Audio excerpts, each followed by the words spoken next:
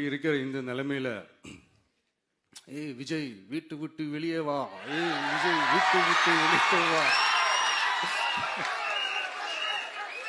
இப்படியெல்லாம் கேட்கும் போது எனக்கு எப்படி அது தோணுதுன்னா, ஐயோ இவங்க ஒவ்வொரு வீட்டுல இருக்கிற ஒவ்வொரு விஜயும் இவங்க கூப்பிடுற மாதிரியே எனக்கு தோணுது.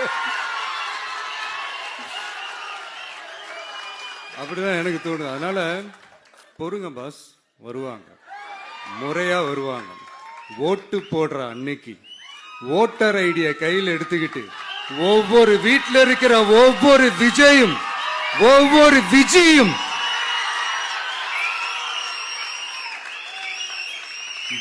பூத்தா காலையிலேயே வந்து நிப்பாங்க பாருங்க.